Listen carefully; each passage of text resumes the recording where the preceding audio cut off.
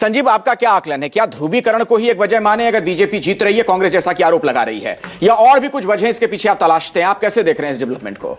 देखिए, ये थोड़ा बेमानी होगा कहना कि इस बार अगर जीत हो रही है भारतीय जनता पार्टी की अखिलेश, तो वो ध्रुवीकरण है।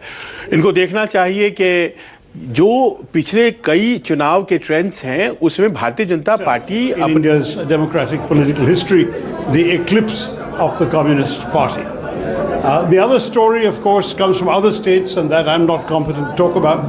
But I would say that as far as Kerala is concerned, what we have with the Congress victory is a genuine momentum as an opposition for the years ahead. And I think that the next... Sanjeev, Shashi Tharoor बहुत खुश नजर आ रहे हैं। आपको क्या लग रहा है इस बार केरल में कुछ उनके लिए लग रहा है कुछ बड़ा उनको मिल सकता है, कोई बड़ी भूमिका मिल सकती है? देखिए, अगर कांग्रेस के लिए पूरे देश में केरल से ही शुभ सूचना है तो जाहिर है, और वो वहाँ के बड़े नेता हैं, लेकिन वो जिस समुदाय से आते हैं, नायर समुदाय से, उनके पैरेलल और भी बड़े नेता हैं वहाँ पर, और ख़ास तौर पर नायर समुदाय में बड़े नेता केसी वेणुगोपाल ही हैं। उसके अलावा एक सतीशन हैं, तो इसीलिए इनके लिए बहुत चांस नहीं है, पर यह ज़रूर है कि ये एक अच्छी खबर उनके लिए है।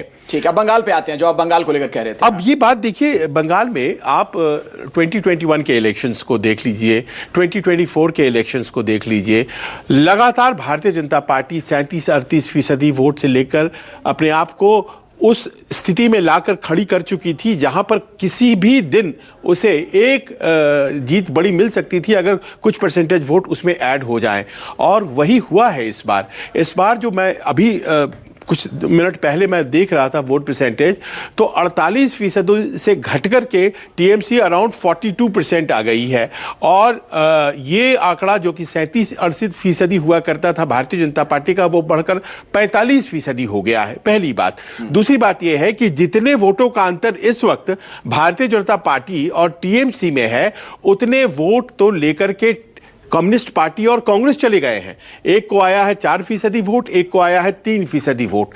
तो आपको अपने गिरेबान में झांकना पड़ेगा और देखना पड़ेगा कि जो गैर भाजपा मत हैं उनका विभाजन हो रहा है। टीएमसी को स्वीकार कांग्रेस नहीं, कांग्रेस को स्वीकार टीएमसी नहीं, और यहां तक कि जो कल तक कहलाते थे लोकसभा में विपक्ष के नेता, हालांकि वो दर्जा नहीं मिला था, अधीर रंजन चौधरी, वो अपना चुनाव हार रहे हैं।